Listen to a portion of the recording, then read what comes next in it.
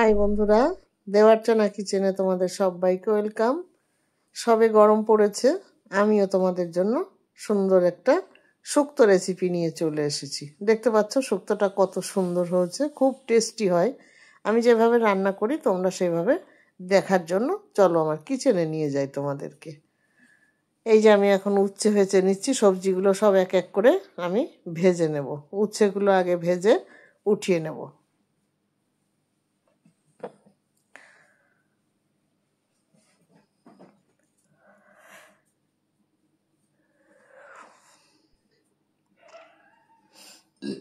হয়ে গেছে ভাজা, এবার উচ্ছেটা উঠিয়ে নিলাম।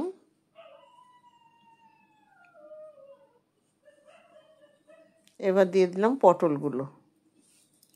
সব সবজিগুলো আমি এক এক করে কেটে ভালো করে ধুয়ে নিয়েছি, নিয়ে এই একটা একটা করে ভেজে উঠাবো। পটলগুলো ভেজে নেব। সামান্য যখনই ভাজছি একটা করে সবজি, আর একটু শুধুমাত্র সামান্য লবণ দিয়ে দিচ্ছি,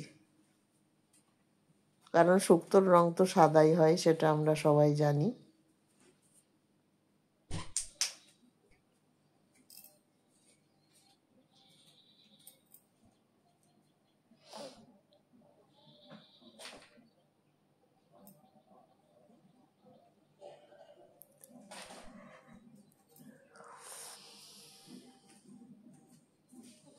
আমি প্রায় সময় লোহার কড়াইতে এখন রান্না করি, মাঝে মাঝেই লোহার কড়াইতে করি।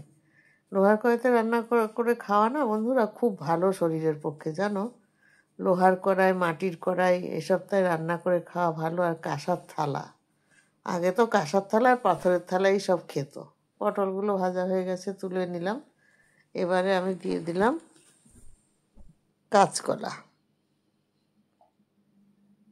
কাঁচকলাটাও একইভাবে ভেজে নেব, একটু সামান্য লবণ দিয়ে দিলাম।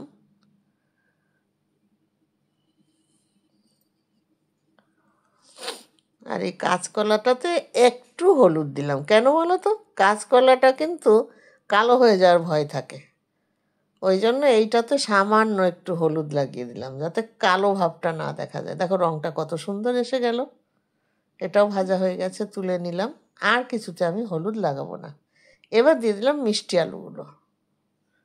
মিষ্টি আলুটাও ভেজে নেব। দেখো কত কম তেলে ভাজাগুলো হয়ে যাচ্ছে, যেহেতু লোহার কড়াই আমার অল্প তেলে ভাজা হয়ে যাচ্ছে সব।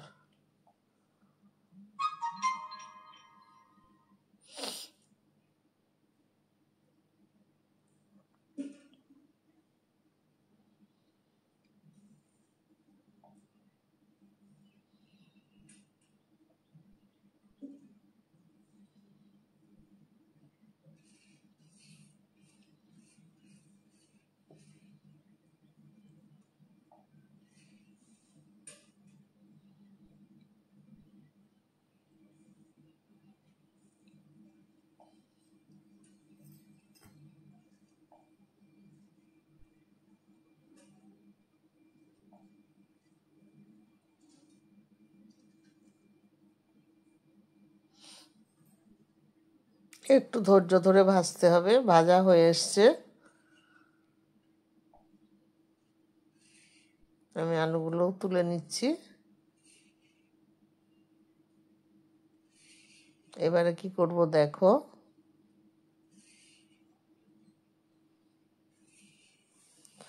পেঁপেগুলো কুচিয়ে রেখেছিলাম কেটে, মানে পাতলা পাতলা করে, যার কারণ পেঁপে সিদ্ধ হতে চায় না, ওই জন্য এটা দিয়ে দিলাম তেলের মধ্যে। আর দিয়ে দিলাম ডাঁটাগুলো, সজনের ডাঁটা, আর সামান্য একটু লবণ দিয়ে এইটাকে আমি একসঙ্গে ভাজবো।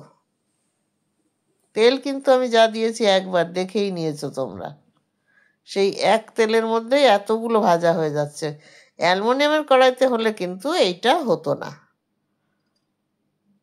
এই জন্য আমি যতটা পারি চেষ্টা করি লোহার কড়াইতে রান্না করার।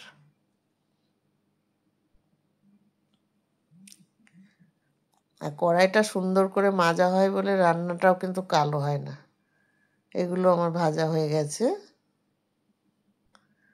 কড়াইয়ের তেলও শেষ, সব ভাজাও শেষ।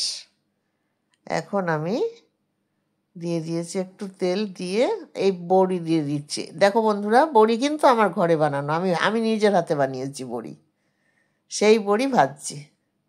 বাজারের কেনা বড়ি আমার একদম ভালো লাগে না। আমি 1.5 কেজি ডালের বড়ি নিজে হাতে বানিয়েছি, পেঁপে দিয়ে বানিয়েছি বড়ি। চাল কুমড়ো আর কোথায় পাবো, ওই জন্য আমি পেঁপে দিয়ে বড়ি বানিয়েছি। কত সুন্দর রং হচ্ছে, পেঁপে দিয়ে বড়ি বানালে খুব সাদা হয় জানো তো। দেখো কি সুন্দর বড়ির কালারটা হচ্ছে।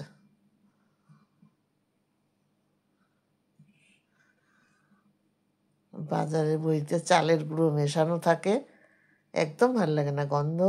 এখন আমি দিয়ে দিচ্ছি একটু ঘি, যেহেতু শুক্তো। আর দেবো সামান্য একটু সর্ষের তেল, কারণ অতটা ঘি আমার দেয়া সম্ভব না, ওই জন্য একটু ঘি দিয়ে দিলাম আর সর্ষের তেল দিলাম। আর তেলের পরে এবার শুকনো লঙ্কা দিয়ে দিলাম ফোড়নে।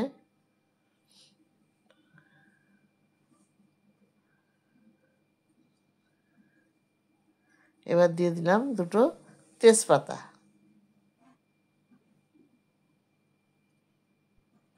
আর দিয়ে দিচ্ছি রাঁধুনি। শুক্তোতে রাঁধুনি একদম দিতেই হবে।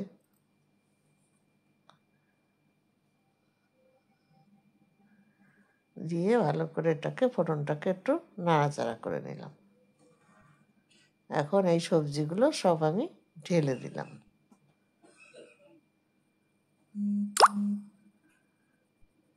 দিয়ে আবার এটাকে নাড়াচাড়া করব।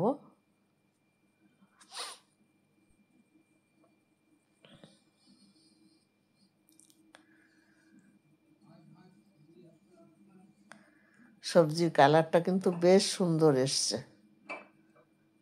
এখন এর মধ্যে আমি দিয়ে দেব দুধ। আমি প্যাকেটের দুধটাই দিচ্ছি বন্ধুরা, তোমরা ইচ্ছা করলে গরুর দুধ দিতে পারো, গুঁড়ো দুধ দিতে পারো গুলিয়ে। আর একটু জল দিয়ে দিলাম, কারণ সবজিগুলো তো সিদ্ধ হবে না, ওই জন্য অর্ধেক দুধ দিলাম, অর্ধেক জল দিলাম, যাতে সবজিগুলো ভালো করে সিদ্ধ হয়ে যায়। এবার দিয়ে দিলাম পরিমাণ মতো লবণ,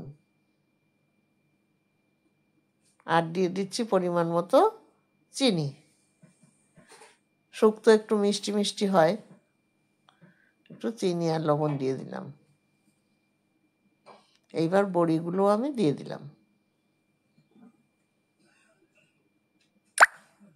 আবার একটু নাড়িয়ে দিলাম। ভালো করে সিদ্ধ হবে এগুলো। আমি ভেজে নিয়েছি, তাতে তো সিদ্ধ হয়েই গেছে ভাজার সঙ্গে সঙ্গে, কিন্তু তবু আর একটু, সবজিটা না ফুটলে তো টেস্ট আসবে না। দেখো কি সুন্দর সাদা রং এসছে আমার, রংটা কিন্তু একদম এ ক্লাস রং।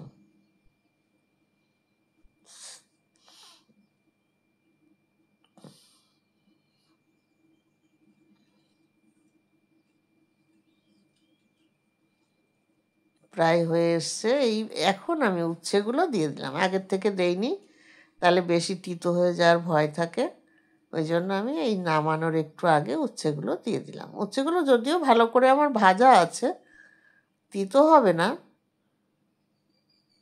আর শুক্তো একটু তিতো তিতো না হলে তো তাহলে আর শুক্তো খাওয়া হলো কি বলো।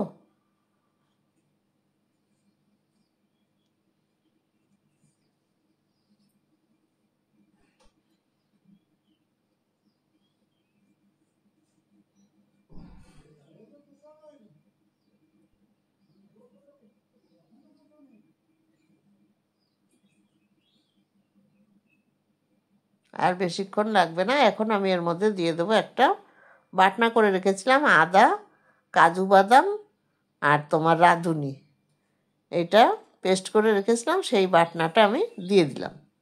তাহলে কী হবে বলো তো, সেন্টটা খুব সুন্দর হবে আর টেস্টও ভালো হবে। তোমরা একটু কাজু বাদাম দিয়ে দেবে, রাঁধুনি, আদা আর কাজু বাদাম পেস্ট করে আমি সেই পেস্টটা এখন দিয়ে দিলাম। দিয়ে এবার নাড়াচাড়া করে দেবো বেশ সুন্দর করে। এটা আবার একটুখানি ফুটবে, তাহলে মশলাগুলো ভালো করে লেগে গিয়ে আরও সবজিটার টেস্ট বাড়বে। হয়ে এসছে, এবার আমি ঘি দিয়ে নামিয়ে দেবো। ঘি দিয়ে দিলাম, দিয়ে নামিয়ে দেবো। দেখো কত সুন্দর হয়ে গেছে বন্ধুরা, সেন্টটা কিন্তু সেই রকম বেরোচ্ছে। তোমরা বুঝতে পারছো না। তা আমি যেভাবে রান্না করলাম তোমরা এইভাবে শুক্তো রান্না করে খেয়ে দেখো, অপূর্ব লাগবে। এক শুক্তো দিয়েই ভাত খাওয়া হয়ে যাবে, আর কিচ্ছু লাগবে না। হ্যাঁ, এরকম শুক্তো একবার খেলে পরে বারবার খেতে ইচ্ছা করবে। যাই হোক, আমার এই শুক্তোটা তোমাদের যদি ভালো লাগে তাহলে লাইক, শেয়ার, কমেন্টস করে দিও। যারা সাবস্ক্রাইব করোনি সাবস্ক্রাইব করো। এইভাবে রান্না করে খেয়ে কেমন লেগেছে আমাকে জানিও। তাহলে সবাই ভালো থাকো, সুস্থ থাকো। আবার দেখা হবে যে কোনো একটা নতুন রান্না নিয়ে তোমাদের সঙ্গে আবার আমি হাজির হব অন্যদিন। আজকের মতো আমি এখানে রাখছি। তাহলে প্রতিদিনের মতো আজকেও তোমাদের টাটা।